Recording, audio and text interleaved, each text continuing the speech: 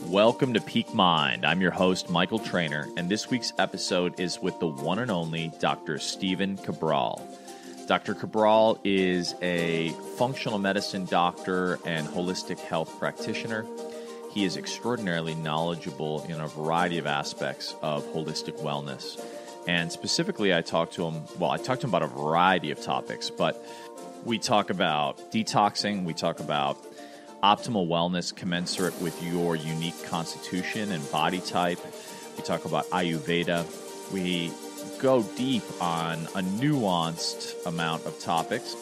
And if you're looking to really optimize your health and wellness and thinking about nutrition, thinking about detoxification, thinking about personalized wellness and well-being, I think you're going to love this episode with Dr. Cabral. Before we get into it, if you haven't gone ahead and left a rating and review, it would mean the world to me over on Apple Podcasts. We have over 250 5-star reviews. It means the world to me. I so appreciate everyone who has contributed. It helps us move up in the algorithm as well as get some of the great guests that we've brought you, and I am committed to continuing to bring you phenomenal guests. Now, before we get into it, I want to give a shout out to two of my partners, brands that I really love. The first is Blue Blocks. Blue Blocks is my go-to for blue light blocking glasses and all-around sleep solutions. I use their Lumi light bulbs in the nighttime to preserve my circadian rhythms. I have their clear glasses for using on the computer, as well as their blue light blocking glasses that I use in the nighttime to really keep myself in a good way and to really optimize my sleep. You can listen to the episode I did on light and light hygiene with their founder, Andy Mance. It's extraordinarily useful. I think you'll get a ton of value out of it. Light is one of the least frequently talked about topics as it comes to health, but it's so critical to setting our circadian rhythms and our overall health and well-being. So check them out, Blue Blocks, BLUBLOX. And if you visit, you can put in PEAK for 15% off your order. Again, that's blueblocks.com, and I'll link in the show notes. This episode is also brought to you by One Farm by Wayab. One Farm is my go-to solution for CBD. It's extraordinarily high quality, organic. It's blended with organic MCT oil. So good for your brain, in my experience, as well as my anxiety. It's helped dramatically reduce anxiety. I use it as part of my meditation practice. It is extraordinary. I highly recommend you check them out. It's onefarm.com, and if you put in Peak Mind at checkout, you get 20% off your order. There's a lot of CBDs out there, but this is my go-to source because they literally handpick the plants, and it's of the highest quality and the highest integrity. Check them out, onefarm.com and Peak Mind at checkout. Without further ado, it's my great pleasure to introduce the one and only Dr. Stephen Cabral. All right, I'm here with Dr. Stephen Cabral. Dr. Cabral, it's wonderful to be with you. It's great to be here. Thank you for having me on the show. Yes, so by context, I just did actually a massive road trip. I bought a camper van and picked it up and did a significant amount of deep diving into one of my great passions, which is optimal health and living. And I discovered a podcast you had done with a mutual friend of ours, Melissa Ambrosini. And you talked, I devoured a couple of your shows. I was fascinated by your personal story, by your background in Ayurveda, which is something that I actually studied in Sri Lanka for a couple of years, as well as just I think your overall approach. And one thing I just want to acknowledge is you did an episode talking about genetics and alcohol, and we can go into this I think a little later in the show. But the other thing that came out of that is I actually stopped drinking alcohol. I'm now 7 months into to my pause on drinking, and I feel amazing. So it's quite an honor to have you on the show, and I can't wait to go deep with you. Oh, it's a pleasure. Thanks again, and I'm glad to hear that you've connected with Melissa too. She's an amazing human being. She is, yes. So let's start, if you can, give us a little background. You're a specialist as a naturopathic doctor, as well as Ayurvedic practitioner. But I know that your story started out of sort of personal necessity, if you will. Can you give us just a little bit of background around your personal health journey? Sure. For me, I grew up, I think like, most people just kind of normal background. You go to your doctor, they give you antibiotics when you're sick. I'm eating Fruity Pebbles and Frosted Flakes and eating cold cut sandwiches for lunch, just kind of like normal food growing up that we would say. And what happened was that all of this led to many health issues that I didn't really see coming. I had allergies, kind of low-level asthma, sometimes have some digestive issues. I'd get headaches most afternoons, but really shrugged it off because I was playing sports and just kind of living my life. And then what happened was when I was 17 years old, I got extremely sick. Basically woke up one morning, my glands were swollen, I could barely swallow, I had a fever, was lightheaded, really weakness in all of my muscles and joints. And that led to 2 years of being shuffled from doctor to doctor, really all around the Boston area. And it was for no lack of trying from any of these specialists or medical doctors, but they simply couldn't figure out what was wrong with me.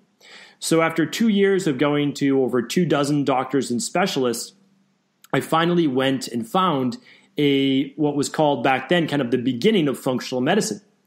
And what they did was instead of just running blood work like all the other doctors were doing, they began to look at other factors such as, do I have SIBO, which is small intestinal bacterial overgrowth? Do I have Candida overgrowth? Do I have H. pylori? Do I have food sensitivities? Do I have low cortisol, etc.? Well, that led to a whole new world, and that enabled me, not right away, but it enabled me to find my way without the internet. So this is the late 90s, and discovered that there are underlying root causes that eventually lead to disease. And the diseases that I was later diagnosed with once I took these labs back to a PCP were Addison's disease, which is the inability to produce cortisol, so it's essentially the worst chronic fatigue you could have, and fibromyalgia, which is joint pain and inflammation. I had POTS, which is postural orthostatic tachycardia syndrome, which explained why my heart rate would race when I would walk up the stairs. I would get lightheaded. I had an intolerance to exercise. I had type 2 diabetes, rheumatoid arthritis, which is an autoimmune issue. So all of these health issues going on, and what I found was through conventional medicine, all I was going to be given was a handful of medications to be told that we're going to try to manage the disease the best you can, but the outcome and prognosis is not good. So being a very stubborn firstborn individual, I got angry. I was probably depressed. I was anxious, but I refused to give up. And so over the next, what would be 10 years total, I would find my answers, I would meet my mentors, and I would discover that there is an answer for everyone. It's not always apparent, but if you figure out what your deficiencies are and what your toxicities are, you can heal. And that's what I was able to do. And I have none of those diseases today. More than 20 years later, I have more energy and feel better than I ever have. Yeah, one of the things I love, thank you for sharing your origin story. One of the things I love is, and I appreciate about your approach as I understand it, is that you're taking sort of the best of modern science in terms of being able to ascertain what those deficiencies are, but then applying a lot of ancient technology, if you will, in the form of, I think at least as I understand it, one of the original approaches to personalized medicine, for example, Ayurveda, to create a much more holistic approach using sort of the best information we have now, but also, some of the ancient wisdom that I think had a great deal of efficacy to it as well. So can you explain a little bit about your approach and a little bit about this notion, the notion of sort of personalized, if you will, medicine and the doshas as it relates to Ayurveda? Yeah, absolutely. And that is a big part of my practice. So what I did is when I went for my doctoral degree in naturopathy, I said that, for those people that don't know, essentially when you study naturopathic-based medicine, what you're looking at is the same disease pathology, how people get diseases as a medical doctor would, but your approach to being able to help them heal veers off those last 2 years. So you're studying all sorts of different natural-based approaches, through vitamins, minerals, amino acids, essential fatty acids, etc., where a conventional medicine doctor would be more going towards pharmaceuticals and those types of things. And again, I believe people need both types of doctors. It's not just one or the other. Or again, a good health practitioner, health coach can suffice as well. The difference is that a medical doctor is going to help with acute-based care. If you are dying or you're in the emergency room or you need immediate attention, well, that's when to call your medical doctor, and we're very lucky and should be grateful to have them. But if you have a chronic-based disease, that means there is a true underlying root cause for what caused that. Because if you have high cholesterol, I can say, well, yeah, you could blame it on your genetics, but you had the same genetics when you were 8 years old. Why didn't you have high cholesterol then? And if you have Hashimoto's, you might say, well, everyone in my family has it. Sure, but you didn't have it at 12 years old, so why do you have it now at 38 years old? So what I did was as I was graduating and doing my internships, I decided to study all over the world. And I said, I'm going to specialize in the area of medicine where people are getting the best results. And after studying traditional Chinese medicine in China, studying Sri Lanka, studying Ayurveda in India, studying Europe, all over, I realized that every form of medicine works, but you need to know who to use it with and when. And that's the biggest issue we have right now with, every form of medicine is like, oh, well, acupuncture is supposed to treat everything. Well, it doesn't work that way. And okay, you use herbs for everything. Well, not necessarily.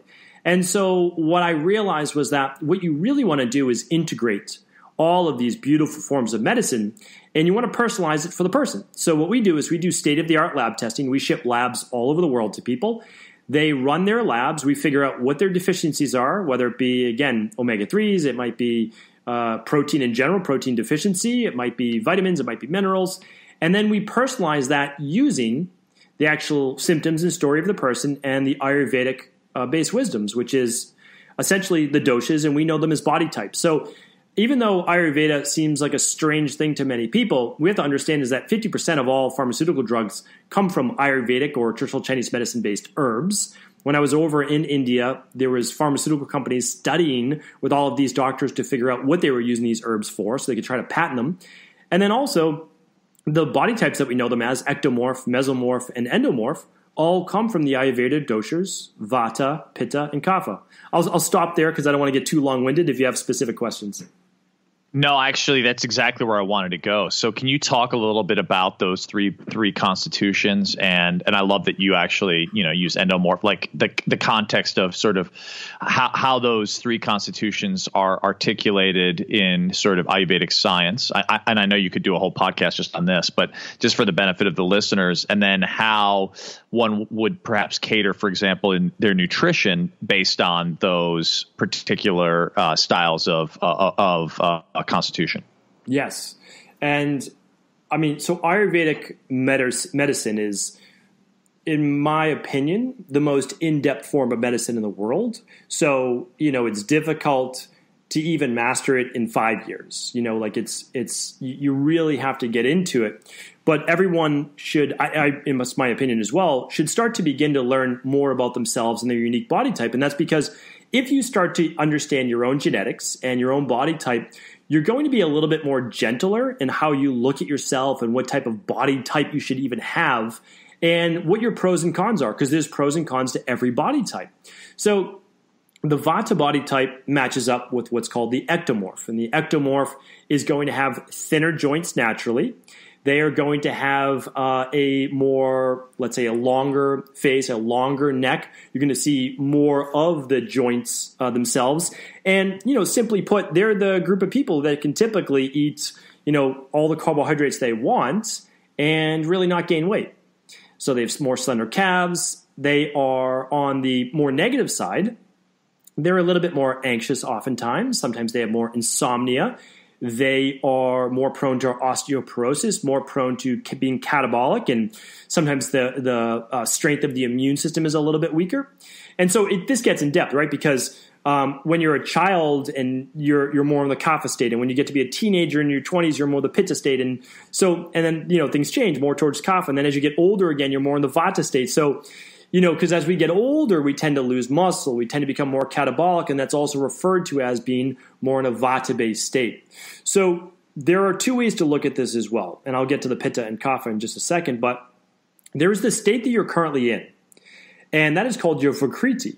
So a Vata body type, even though they might have the thinner joints and they're typically, again, I like to separate the mental side from the physical side because most of us are in a Vata-based state. We're not in a Kapha-based state, even if we are Kapha, because we live in a high-stress, go, go, go society, which is Vata. But your Vikriti is where you're at right now. Let's say you're a Vata body type, you're 5'8", your typical body weight for you might be 150 pounds. Okay. You can be 200 pounds as a Vata body type. It's more rare, but now your present state is that Vikriti. Your actual constitution, your genetics is called the Prakriti. So Vikriti is current state, and your genetics where you should be is your Prakriti. So the Prakriti now of the Mesomorph or the Pitta is one of being typically having broader shoulders, more of a square face, smaller features on the face, a little bit more muscular, more muscle definition, good athletics, good sprinting, good power, more of the leader.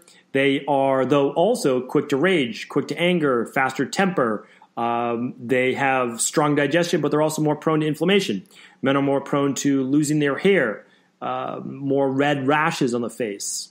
So that is kind of the pros and cons of the Pitta. And again, I'm giving you the ultra fast take on this. And then the Kapha, the Cliff Note version. Yes, exactly. I mean, this is beyond that, right? I hate to even say it like this because it doesn't do the beauty of the dosha's, its justice, but people should know where to start. And then the Kapha body type is more of a rounder face, more of a softer looking body type, even when thin. Again, like a lot of people mistake the Kapha for being overweight. That's not necessarily true at all. They're more prone to gaining weight, but they typically just have larger joints. They have bigger calves naturally, fuller muscles.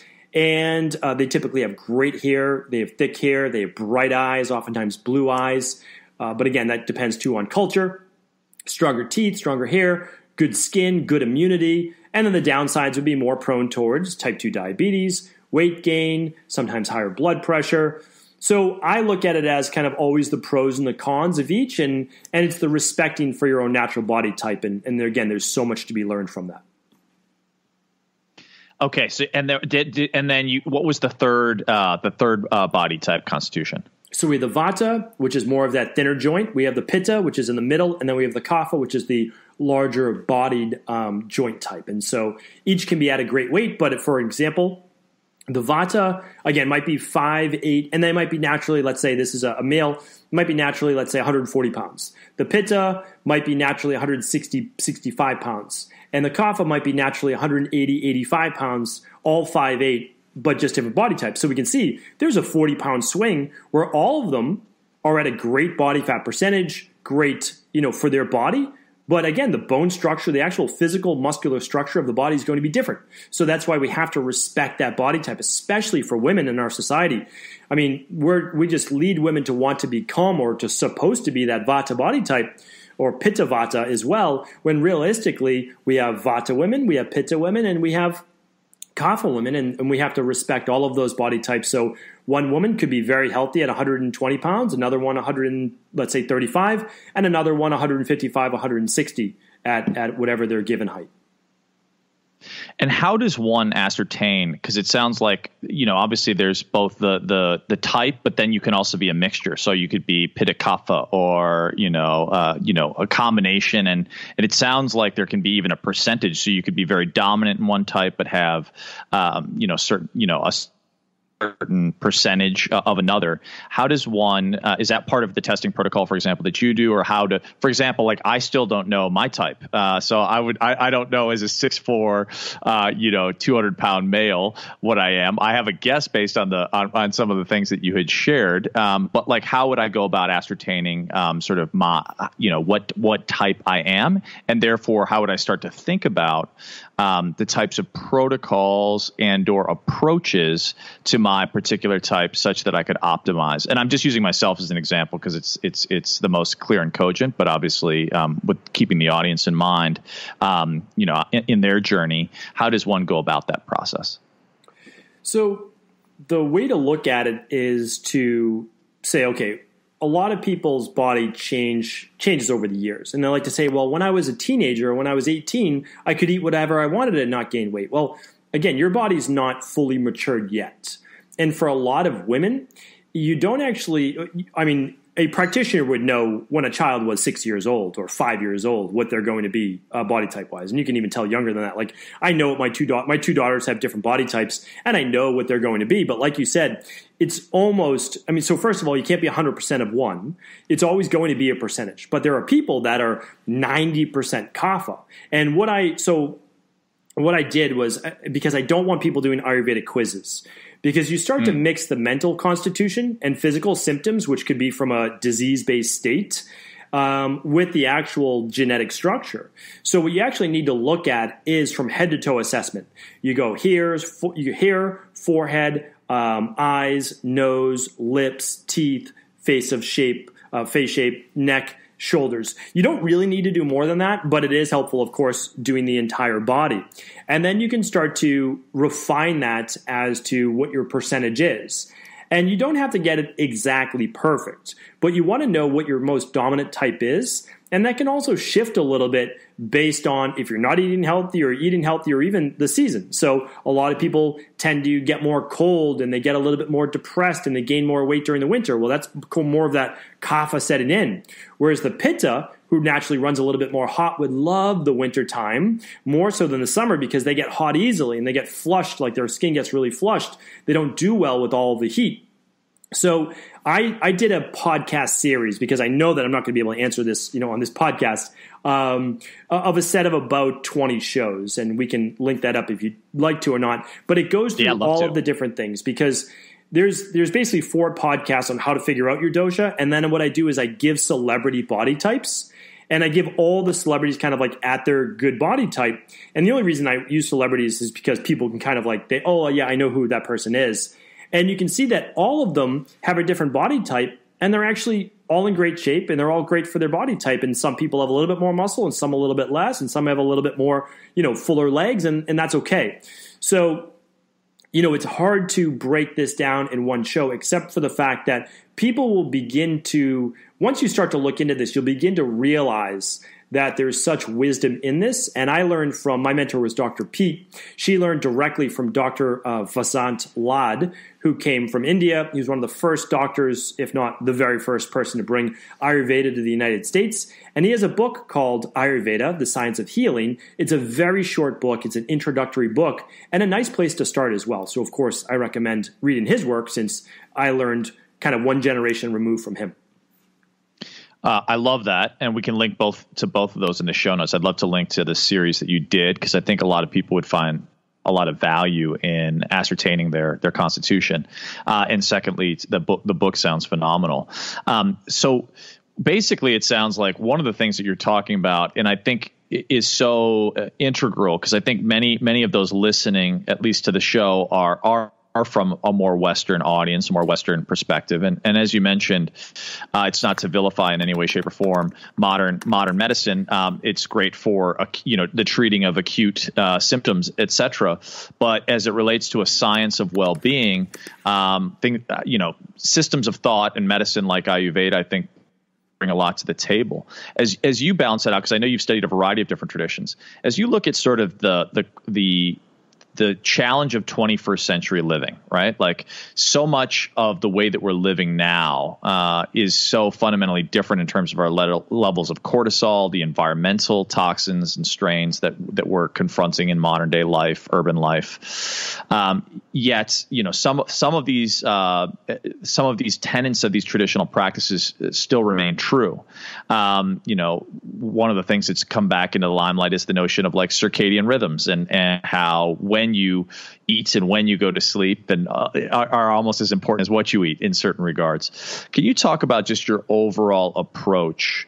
And obviously, you've done over 1,000 podcasts, so people can delve deeply. But as you look at the tenets in your view to optimal living in our current phase, and actually as we record this, we should, it's worth noting that we are amidst this sort of coronavirus pandemic, and not that you need to go into any protocols that relates to coronavirus, but there is a more acute sense of stress. There's more social distancing, et cetera. So we're kind of confronted with, I think, the fact that, we are being exposed to a variety of new inputs at a more rapid pace than our, ancestors even, a few hundred years ago, let alone 1,000 plus. So how do you look at some of the tenets for you in terms of the tools in your toolbox that you like to empower people with in living for our current time? Yeah, this is a big one because there's almost always more than one causal factor for someone getting sick, and there's almost always more than one way to getting well. Meaning, of course, there's more than one way to get well, but meaning you can't just do one thing. People always ask me oh, well, I have Lyme disease, or I have Hashimoto's, or I have rheumatoid arthritis, or they say, you had Addison's disease, et cetera, et cetera. What was the one thing you did that made the biggest difference? And I said, I wish there was that one thing, because I was searching for the one thing. But what happened was, and I've just realized this just simply being in clinical practice for many, many years, you just look at what are the ways that people stay healthy and what are the ways that people get sick. And I just developed something that I call the Destress Protocol. And it's about diet, exercise, stress reduction, toxin removal, rest, which focuses, of course, on sleep, but not just that. It's also heart rate variability. It's the autonomic nervous system. The next part is emotional balance. There's supplement protocols, and then there's success mindset. So if you look at that, that's about 3 parts: success mindset, emotional balance, and stress as 3 things that are not physiological. They're psychological, but your psychology absolutely affects your physiology. So if someone comes into my practice and they give themselves no hope for getting well, it's very difficult to get that person well. Not because we don't have the same protocols that we know that could help that person, but because your psychology, your mind is so powerful that when you think certain thoughts, you actually produce certain chemicals inside of the body that help you to heal and help you to get sick. Now, those alone will most likely not heal you. It will help. But if you do that along with good diet, exercise, stress reduction, toxin removal, then you're going to get healthier faster. Meaning if you have higher levels of cadmium or arsenic or mercury or aluminum or lead, you still need to get rid of those. You don't want to just kind of think your way positive, although, it's a big part of visualization, all that. But it's very, very important. If someone has a lot of trauma, all of that needs to be dealt with. So I look at all sides of the equation. I just do my best to do that. And a big part of that, again, is drawing on Ayurvedic-based philosophy and wisdom, healing both the mind, body, and giving people protocols that work. And I would say the biggest thing to date is that what's called total toxic load or total body burden. And this is the accumulation, which I call the rain barrel effect, of the onslaught of what we're dealing with on a daily basis. People worry about 5G. They worry about EMFs. Well, yes, those are things to worry about. But what about all the pesticides on food? What about the smog that we breathe in the air? There's this overloading of the system with stress from the mental, emotional side of it, spiritual side of it. And then there's also stress in the body from all the toxins that we take in. And that's why detoxification, although it's kind of a misused term, is one of the most crucial things that you can be doing mentally and physically, on a weekly and quarterly basis. Yeah, I would love to delve a little bit more deeply into that. Obviously there's talks of autophagy and fasting, and there's various health trends, which I think you've gone deep into, and I'd actually love to get your perspective on it. But I think that's one of the, I'll speak from a personal point of view. So, I have the great fortune of being able to speak to folks like yourself, some of the foremost experts in the functional medicine space. And it's helped me tremendously. And I've taken, a huge number of actions.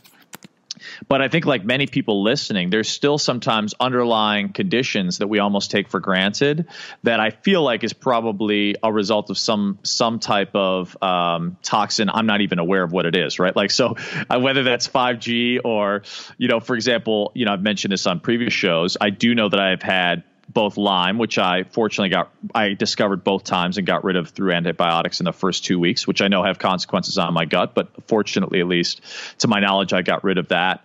And I've also had mold exposure living in California on the coast and living in an old building, and learned that something like 50% of buildings in the U.S. have are moldy, so to speak. And I don't know if that's the case, but it's interesting. Whenever I find I'm home, I wake up with bags under my eyes and definitely lower energy. energy. And I use coffee. I have very few vices, but I definitely use coffee to sort of kick myself into gear. Whereas I notice if I'm fasting, for example, in nature, none of that is necessary. Like I'm in clean air, I'm out, not besieged by toxins. Now, probably I have a toxic load, that's built up and accumulated.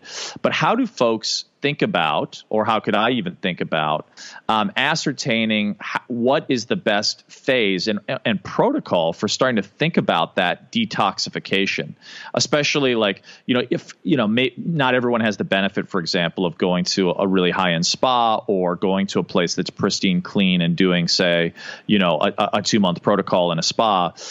What are some of the ways we can think about, if we have symptoms we still never been able to ascertain or attached to any acute disease, how do you think about, and I know it's not necessarily one thing, but think about the system of well-being such that you can hopefully detoxify and start to live that optimal life that I think all of us are striving for. Yeah. And you, touched on many, many things there, and that all of those are kind of what we want to watch out for and what we want to do. And what I want people to know is that there's different types of detoxification. And really what we're talking about is how well is our liver, which is this big dark red organ underneath the right side of our rib cage, how well is it functioning? Because people always say, well, there's no need to focus on detox because your liver is doing it. And yes, it is. Your liver is detoxing your blood, fully detoxes your blood every 6 minutes. And it's doing that 365 days a year, at every hour of the day. And it's doing that because if it didn't, well, you wouldn't be here. So there's no doubt about that. But the thing that we sometimes forget is that your liver is not a magical organ. It works through a specific what's called phase 1 and phase 2 detox properties. And phase 1 is mainly a lot of vitamins and antioxidants. We have B vitamins. We use certain minerals. We use vitamin E. We use glutamine. We use glutathione. And then what happens is we're taking these toxins, whether it be higher levels of estrogen in the blood that's being broken down, whether it's certain forms of plastic, whether it's pesticides, whether it's all sorts of different things that we accumulate, heavy metals.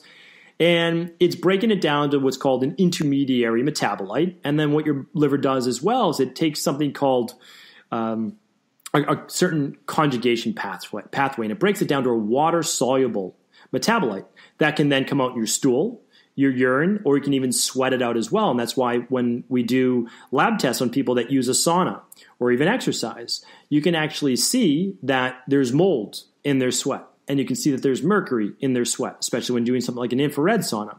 So we know that these things accumulate in the body. And what we're trying to do through a functional medicine detox is actually help speed up the process and give the liver help to allow it to do its own job. And we know now that there's over 77,000 man-made chemicals in the environment. This is the United States. In Europe, there's a little over 8,000. Now, that's an enormous amount. Half of these chemicals have been shown to cause cancer. So there's really not a question is like, why do we have more cancer? And by the year 2030, why is 1 out of 2 people going to have cancer? And the reason is, well, unless we do something, we're constantly being bombarded by a environmental process that our innate bodies cannot keep up with because they simply weren't used to or built or designed to be able to detoxify this quickly. So our body stores them away in the fat cells, and as we start to break down adipose tissue, all of these things get released in the bloodstream, and then the liver has to try to keep up. And if it can't, we call that a Herxheimer reaction. They start to get, people get skin rashes and headaches and migraines, and they feel nauseous and all sorts of different things. So we do a functional medicine detox quarterly in our practice, and that basically just combines intermittent fasting, just about 2 days of liquid-based fasting to improve autophagy, but give the body all the nutrients that it needs. And let's say you were able to go to India, and like where I was in clinics in India, although you're not doing the state-of-the-art functional medicine-based, you're actually doing some things that are very similar. You're using herbs. You're using Abhyanga-based massage, which you can do right at home with a dry brush or self-massage. It's just called Ayurvedic massage. You can just look up dry brushing. You can use a sauna. So basically what we did for people in India is we mobilize those toxins by having them fast, by using light meals, by using basically a clean diet and certain herbs. And then we would do Abhyanga, certain types of massage, so manual lymph drainage, similar to the Vater technique, which, by the way, had already been created 5,000 years before and simply rediscovered. And which is great. I love when people say, oh, like Emmanuel Vaughter created the Vaughter technique. I'm like, I guess, yeah. I mean, like he came up with it, but if they had read the textbooks, it was around 5,000 years ago. And actually learned that when I went to Sri Lanka, which was amazing. It was like this huge light bulb moment. I'm like, oh, wait, I read about that. He didn't create it? Oh. And then we would have people do saunas and we would have them just sweat. And we'd do all sorts of different therapies. But so that's great. I mean, you can do it inside of a clinic. You can do, of course, IV infusions that I'm not always as big on because I'm not a mega dose supplement necessarily person. But I want to give the body what it needs. So on a daily basis, intermittent fast, 12 hours, 14 hours for some people. Fasting till lunch typically isn't the best thing to do for most people that are stressed. Then on a weekly basis, a 24-hour fast from like what I do is dinner Sunday night. I have dinner with my family.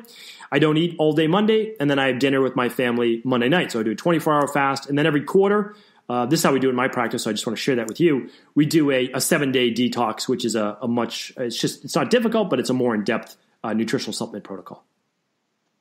So ostensibly, you're doing a daily intermittent fast of at least 12 hours, but you don't necessarily advocate for skipping breakfast. So like you might finish eating at 7 and then eat again at 7 a.m., something like that. And then once a week, you'll do the 24-hour fast. And then once a quarter, a week long. Is that a dry fast or a water fast, or is it a juice fast? Or when you do the quarterly sort of, if you will, deep cleanse, and there might be a whole protocol to this, but what are the tenets of that week-long process? Yeah, and I'm glad that you brought that up because I'm a huge advocate of green juice, like huge advocate. The only people that it's not great for in the beginning are those people with maybe some oxalate issues or issues around that, maybe some histamine issues, but that can be corrected once the gut's corrected and you figure out what's driving all those cytokines in your body crazy.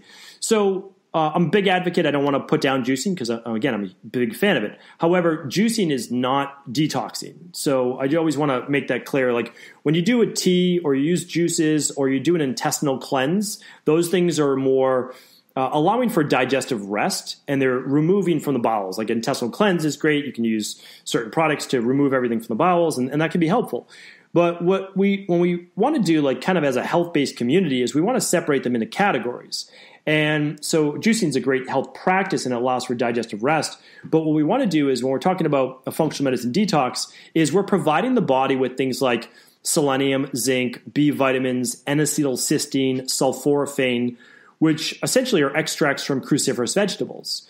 And these are the things that ramp up that phase 2, that sulfur-based amino acid pathway that produce more glutathione in our body. And that's what allows us, along with 2 days of people can always use their favorite functional medicine brand, and I always recommend that. The company that I formulate for and that I use is Equilibrium Nutrition.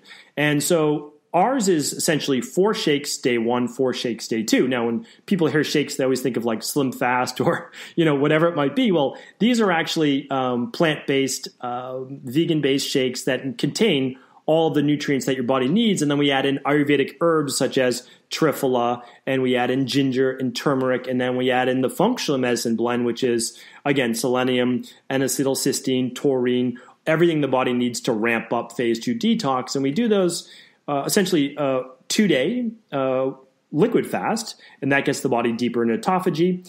And then on day 3, we do shake, vegan lunch, shake, and then a paleo style dinner. We do that for 7 days, for a total of 7 days with, honestly, really remarkable results. And if people are kind of looking for like a place to start, well, it teaches you about nutrition. It teaches you about a 12-hour intermittent fast. And so I really recommend that people begin there, and it can be really life-changing for a lot of people. There are many companies that do this. We're one of those companies.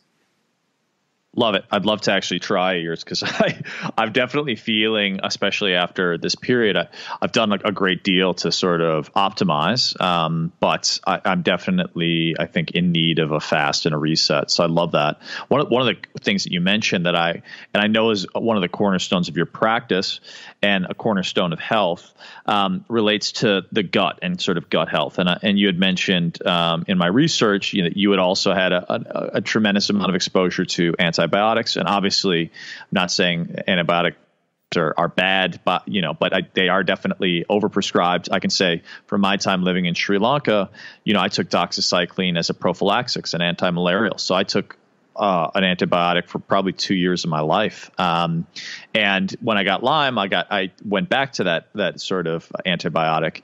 And when I did, as is, I think one of the amazing aspects of the time we're living in, there is an ability to do an incredible amount of labs. And so I did a brain, some deep, brain tests. I did some gut tests, some heart health tests, even tested the health of my mitochondria.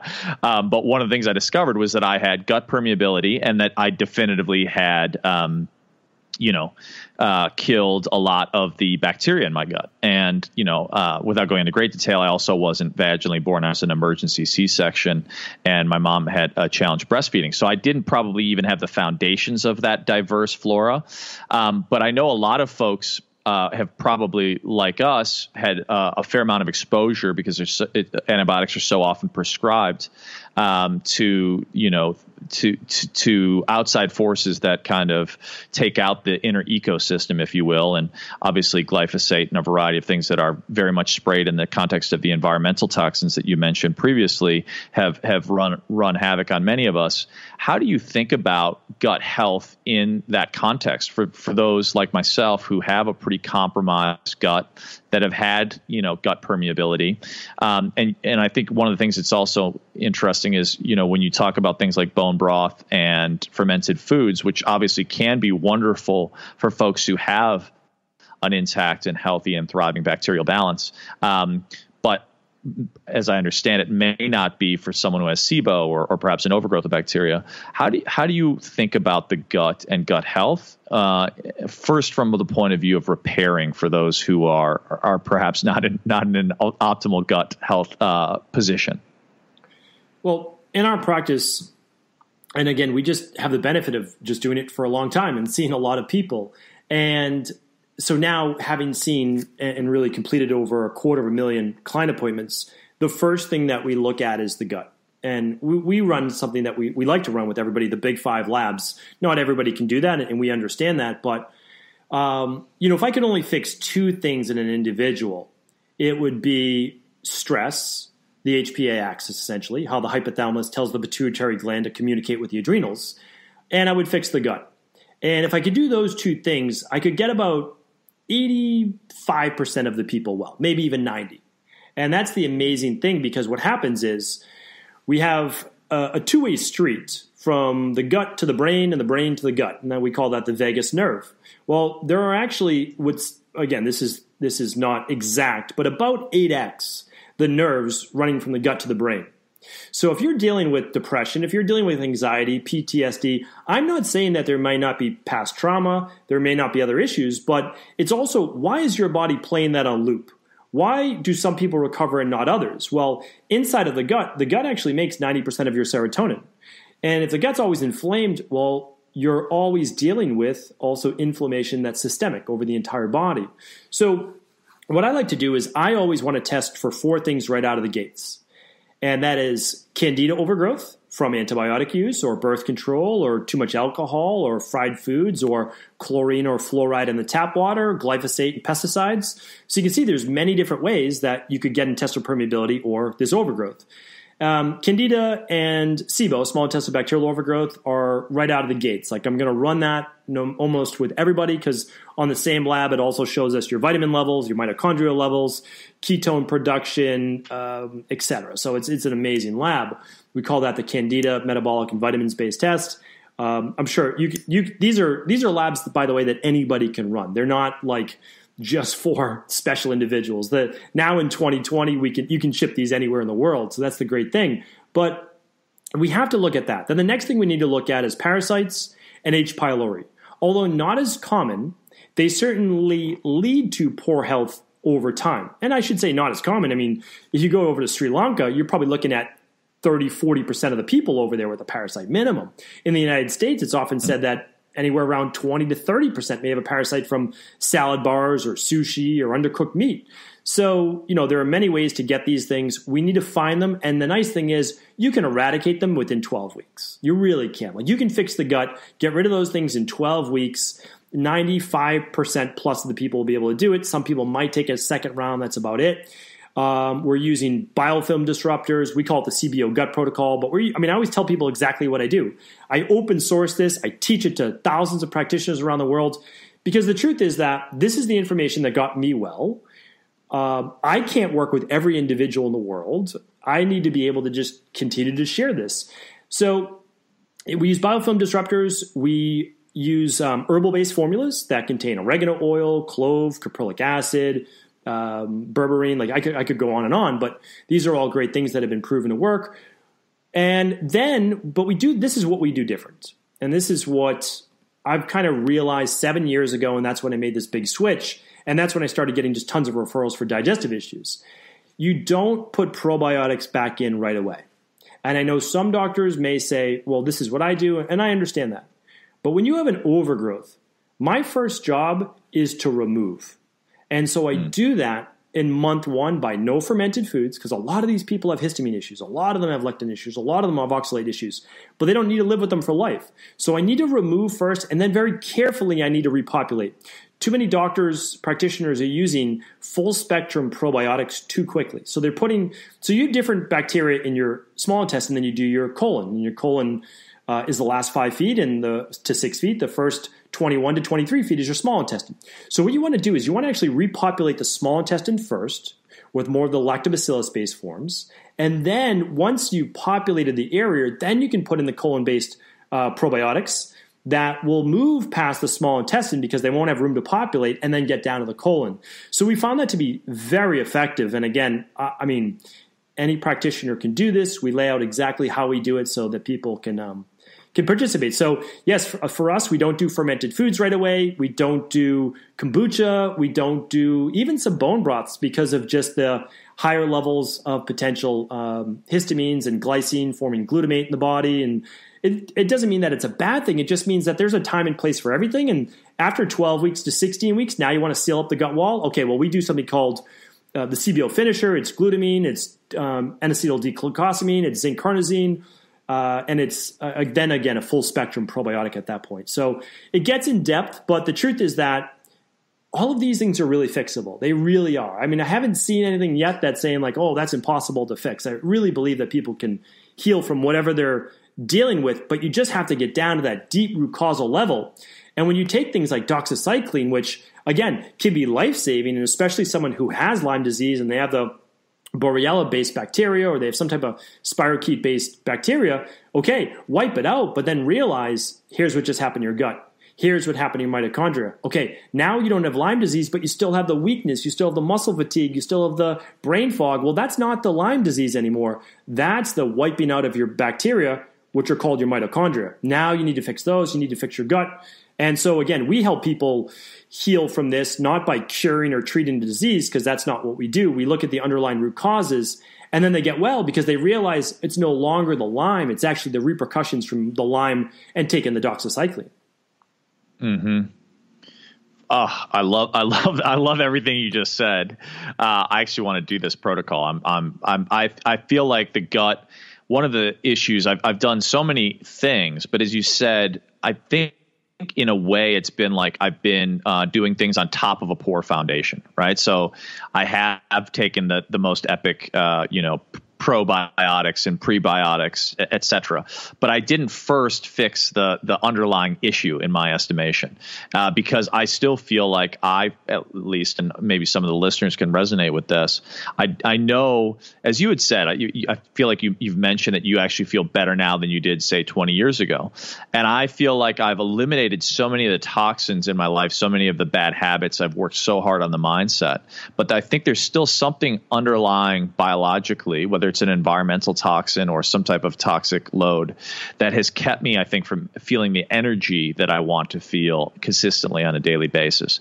And I suspect it has something to do with the Lyme or the mold exposure and not fully detoxing that yet from my system, because I do notice when I'm in different environments, I feel much more energetic.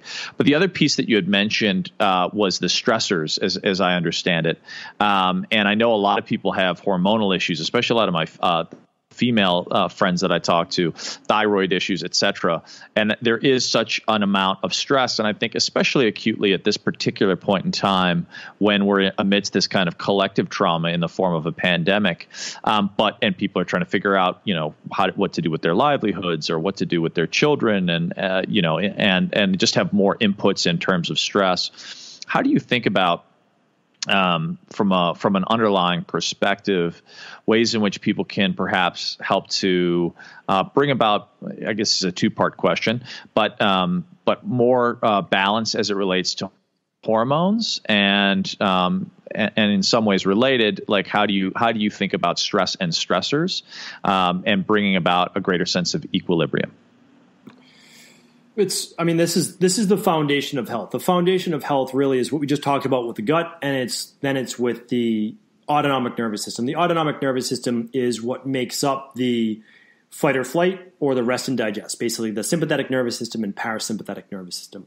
We live in a Vata-based society. So we live in a go, go, go, 24-hour a day. There's always something to do, stress. And most people never turn that off. And if you look at traditional Chinese medicine, you see the yin-yang symbol, and that's half light and half dark. Well, if you look at the circadian rhythm, you're looking at 12 hours of essentially uptime from 7 a.m. to then 7 p.m. It should be downtime. But we don't stop at 7 p.m., right? We keep going. We watch engaging things. We are on our phones. We're worried about a particular virus, whatever it might be. And so it just never stops. It only stops if we're lucky for the 8 hours that we're in bed. But even then, how many people wake up throughout the night? They don't have good quality sleep. They're not in deep sleep. They're not getting an hour and a half of deep sleep. They're not getting 2+ hours of REM sleep.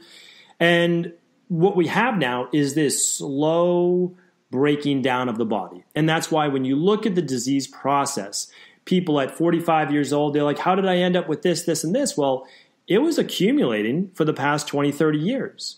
And a lot of that is the stress input, which is why I'm not against a longer fast. But what people have to understand is that, again, from a clinical-based perspective, 80% of our practice is women. Of course, we work with a lot of men as well, but 80% are women.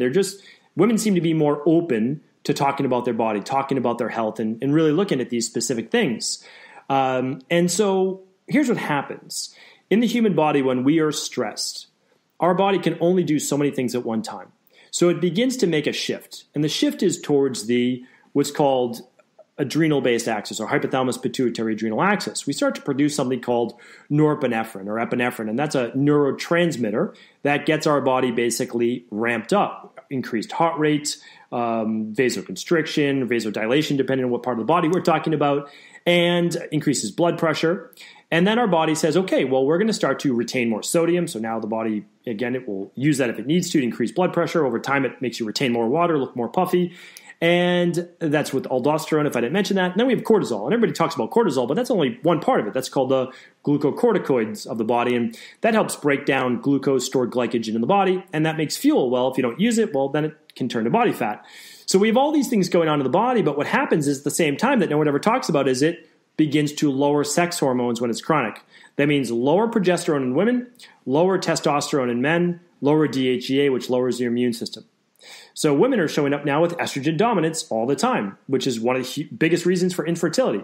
They have feelings of more PMS-based symptoms. They may be lower mood. They might have acne. They might start to see more facial hair growth, more bloating around their menstrual cycle, night sweats. And with men, it can be sometimes more fat gain, especially around the chest and midsection, less ability for muscle, poor libido in both men and women, less drive, less stamina, less ambition. And at the same time, especially in women, especially if they're on a lower carb diet, after about 3 or 4 weeks, we see their thyroid start to lower. So now all of a sudden, their metabolic rate is dropping. Why? Well, they're in fight or flight. So their body's not messing up. It's actually preserving life. It's saying, well, okay, we're going to drop the amount of calories you need per day. We're going to drop blood flow. You start to get cold hands and feet. You start to get a cold nose. You start to get thinning of the hair. Well, all of these things are very predictable based on where the person is inside of that dis-ease cycle as the body's breaking down. But the nice thing is, again, you can test these things and you can correct them based on figuring out what the underlying symptom is and not just treating that specific symptom. Love that. like so powerful, as you said, as so foundational also to the basis of health. You mentioned something in there that I just want to touch upon, because you had mentioned sort of traditionally how, we would slow down or we would go into rest based on sort of the sun cycles. And I know that, the circadian rhythm is gaining some more attention, but, a lot of us have these new inputs, like you said, like we're checking our phones or we're watching something stimulating or we're, around fluorescent light all the time. How do you think about, if you will, given the fact that we don't live in a traditional sort of agrarian or hunter-gatherer society, the times in which much of our biology evolved, and we are living in this modern world, how can one approximate those kind of circadian rhythms, and or how do you think about timing and how we most optimally use time or move through time to enhance health and well-being? So it's kind of like what I talk about with fasting. I'm a huge advocate of fasting. I've been, really talking about autophagy for many, many years, but we have to understand that there's a give and take to the body. So when you fast longer and longer, in the beginning, you might feel really great. And then what happens is there's a tipping point, and then you actually become more catabolic. And especially this happens as you get older. You actually start to waste muscle tissue. And if you're not getting enough sleep and you're working out really hard, all this becomes much more challenging for the body because you're running on just adrenaline and fumes, and it's difficult to get all the nutrients that you need. So we want to really think about all of these things in a very smart way. And sleep is one of the most crucial. But what happens in our society, especially in the US, is we get so fixated on a specific dogma that it clouds our thinking as to even just, I would say common sense, but sometimes it's not that. Like, I didn't have any of this common sense when I was sick. I mean, that's the truth, is because like my parents didn't teach it to me. Their parents didn't teach it to them. It wasn't taught to me in school. So it's kind of like we need to relearn these things. But when we are not nocturnal beings, when it's dark out, we are meant to go to bed. But there's a lot of people that would actually argue with you that that's not actually true. And it's so unimaginable to me because, well, first, the science backs it up. A healthy human body dips to its lowest level of cortisol at 9:30 p.m., right around 9:30 p.m. That will change based on the seasons because the sun stays out longer, typically in the summer, and it will be less so in the winter. But it's within that range.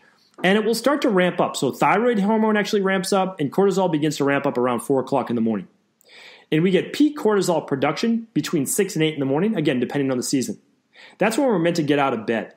There's a lot of things that help me get well, but going to bed within a half hour of the same time every night and waking up within a half hour of the same time every day was monumental for changing my health. Now, I was a complete insomniac, so it was very difficult. I had to use nutritional supplements to get me there, and that was after years of being on sleep medication. So that is a crucial point. And also, anyone who just doesn't believe in the circadian rhythm, if you were to go out in the woods and live in the woods with no electricity and just a tent, believe me, you would be reset on that by the end of 3 weeks because you're not sleeping when it's bright out during the day. And when it gets dark at night, you're going to be tired after a while and you're going to want to go to bed because, the first, let's say 3 or 4 nights, you won't be able to sleep, but you'll be so exhausted during the day that you want to go to bed earlier and earlier. And nature will reset your circadian rhythm. So using blue blocking glasses at night, using an amber light in your bedroom if you're in your bedroom, all of those different types of things are unbelievable for being able to really get that body back on track sleep-wise. Love that. Let me ask you this question, Dr. Cabral.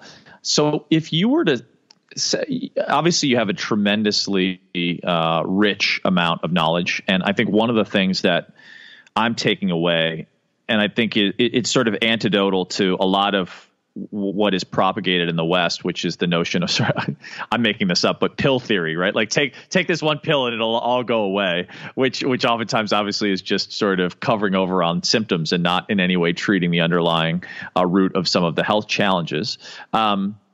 You're obviously talking about the nuances of almost systems thinking as it relates to the body, which to me feels like an analogous approach to, I think, some ways in which we need to start thinking about the planet, because obviously I think we're very much connected. But before I digress, as you think about sort of where we're at, and in the benefit of those listening, if you were to distill down, because it sounded like you said the gut, for example, and stress would fix sort of 85, 90%.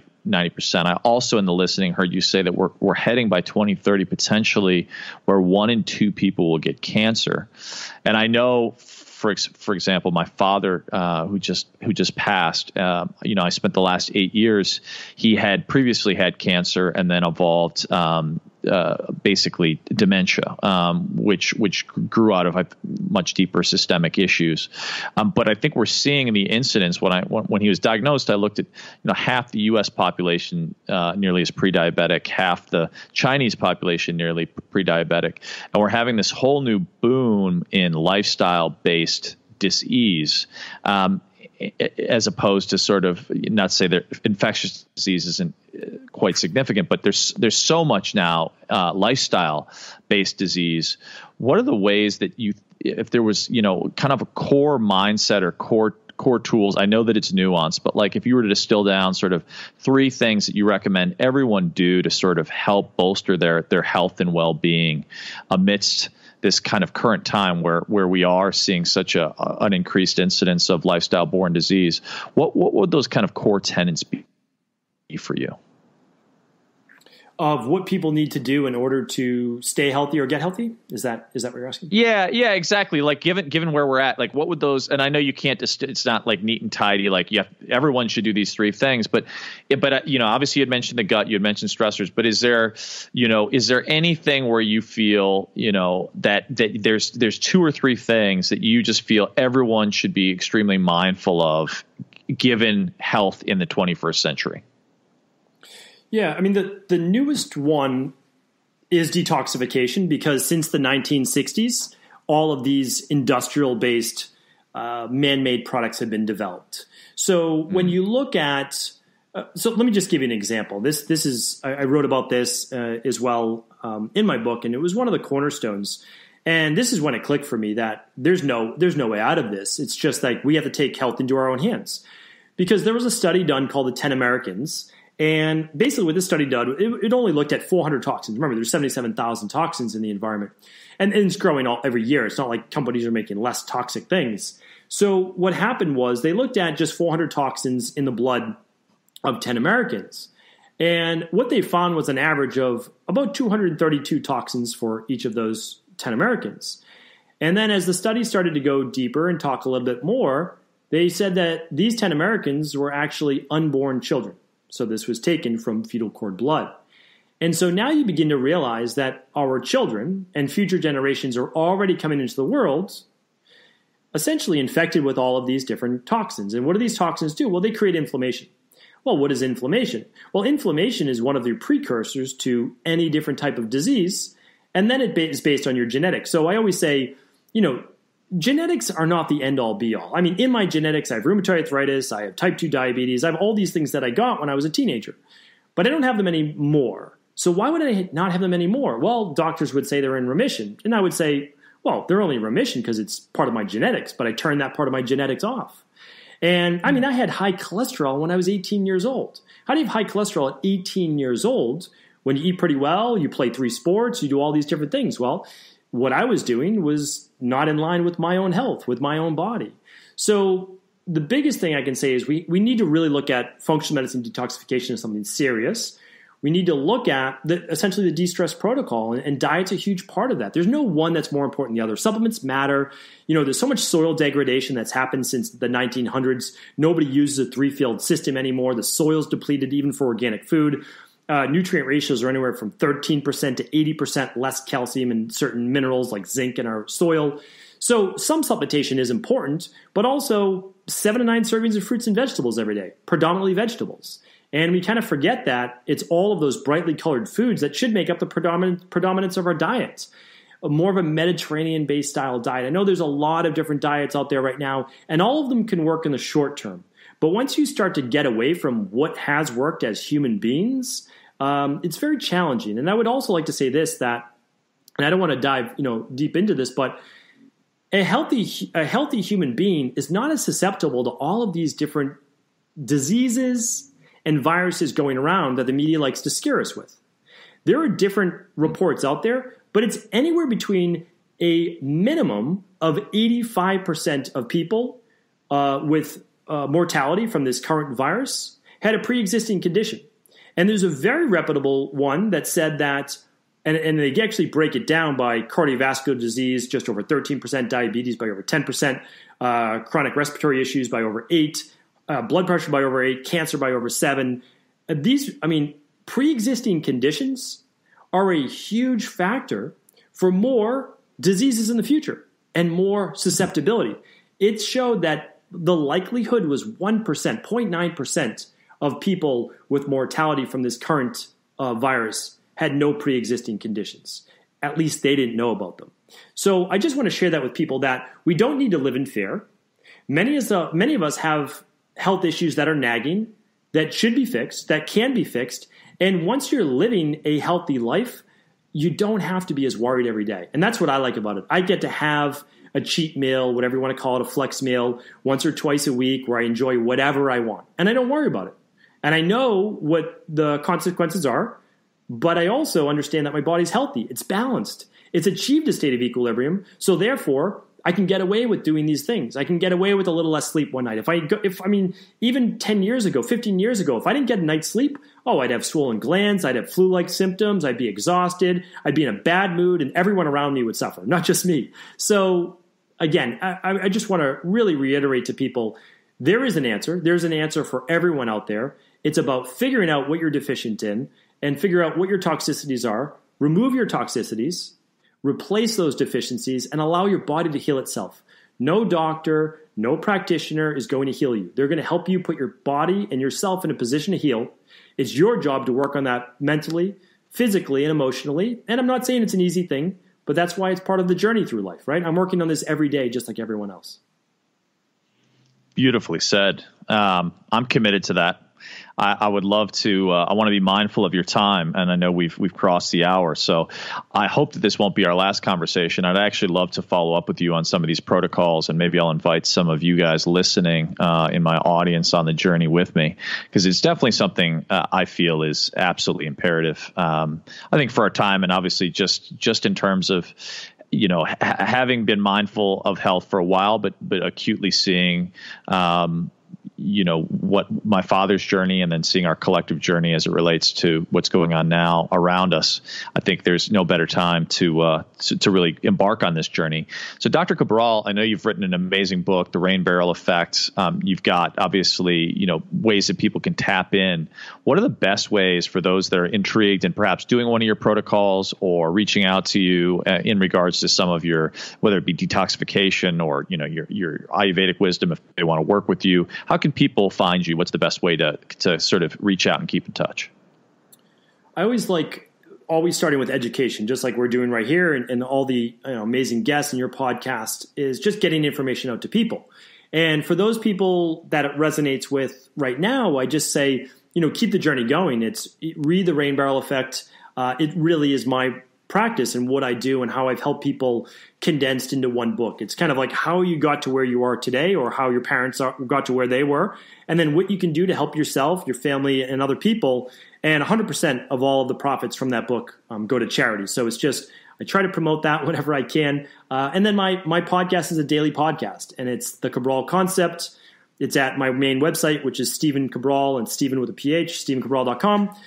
And that's it. Start with the education once it feels right. If you want to do a functional medicine detox, if you want to run a lab right at home, you can see everything that's available right at equilibriumnutrition.com. That is, I basically went from a big Boston, Massachusetts practice to saying, I think we can do more. I think we can help more people, and let's put this online. And that's essentially what we did. We just made it a kind of a global virtual practice, and love talking with, pioneers like yourself, getting this information out to everybody that can change. And again, it's not just physically, and I think you do a really good job of that, is teaching people that, yes, there are things that you need to do with your body, but also it is about your psyche, it is about your mind, and the two do work together. Well said. And with that, actually, you've perfectly bridged into the final question I like to ask. And obviously, this can be taken literally or a bit more metaphorically. But what to you, Dr. Cabral, is the definition, or what is your vision of a peak mind? To me, a peak mind is being able to live the life that you want. So the tagline that I always use is change your body, change your life. And I realized when at a very young age that there were things that I wanted to do, but I couldn't do them. I had brain fog and my body was exhausted. It hurt. I was a miserable individual. And in order for me to do what I wanted, I had to fix my body. And as I was fixing my body, I was learning a lot along the journey, a lot along the process. And that allowed me then to not only fix my body, but to fix my mind. Now I can live the life that I want, which means I don't always get everything I want the same day, but I have a vision for myself. I have a vision for my life. I know how I want to serve. And that gives me energy to wake up every day and move forward with that. And so that's really all I ask for in life. Couldn't be better said. It did probe for me one final question, actually, which is you mentioned brain fog, and I know you mentioned it in the context of gut, but some of the audience and myself in particular, particularly interested. Do you have any resources or ways that you think about brain fog that you could point people to? Because I know a lot of the audience is deeply interested also in optimizing the mind, and maybe we save this for another conversation. But even if you had a teaser, what are the ways in which you can mitigate against brain fog and kind of create that clarity of mind? Well, I always say that one of the first symptoms that your body is moving towards a dis-ease, right, a dis-ease of the body, is waking up in the morning and not having energy. So if you wake up and you feel groggy, not ready to get out of bed, but you were in bed for a good the average is 7 to 9 hours. I talk about that as well. But let's say you're in bed for 8 hours, and you've been doing that for a week or so. If you don't have energy when you wake up, something's off. And so at that point, you need to start figuring things off, because it's a signal from your body that it's not energized, that it's not in a state of rejuvenation during the night, that you are not healing, and you're actually moving in the other direction. So at that point, you need to assess your hormones, or you need to I call it the starter kit for a reason. It looks at all your vitamin levels. It looks at all your mineral levels. It looks at your gut health. It looks at the precursors to neurotransmitters. It's called the starter kit. Anybody in the world essentially can order it. It's at equilibriumnutrition.com. You don't have to order it from us. You can actually look at the labs. You can request it from your local functional medicine doctor. You can work with your local integrative health practitioner. But remember that you can figure it out. A lab testing is the best way to do it. And if you're not able to, then start with the Destress Protocol. And that is basically looking at your food, looking at your exercise, looking at your stress, your toxin removal, emotional balance, supplement protocols, and success mindset. And again, you do those things, you will heal. The nice thing about the Destress Protocol is it allows you not to have to be perfect. You can be 80%, basically, 90%, not perfect, 9 out of 10 times, right, choice-wise, and still get it right, because you're not relying on one thing. One diet, one supplement, one exercise. If you do a little bit of all the different areas of life that matter, that's a much better way to live, because now you don't have to be perfect. Love that. Incremental change, 1% better every day. Dr. Cabral, really appreciate your time. Thank you so much. I've loved our conversation, and we'll be delving much more deeply into your work and hopefully have another conversation down the road. Wishing you so much success, and thanks for your contribution. Thank you. It was a pleasure being on. I appreciate you, again, allowing me to share this message with your community. And there you have it. I hope you enjoyed that episode with Dr. Stephen Cabral. I found him to be extraordinarily knowledgeable and have been using now his products. I'm going to do the Detox. Really got a lot of value out of it. I hope you did too. If you did, please go ahead and take 20 seconds and leave us a 5-star rating and review over on iTunes. It means the world to me and helps us get greater guests and bring you value. And if you have any feedback, you're more than welcome to hit me up. I love hearing from this audience and this community. I'm at Michael Trainer on all the social channels, and I reply to all my messages. So really greatly appreciate you taking the time to listen. I hope you got a tremendous amount of value. And please go out there and live your inspired life.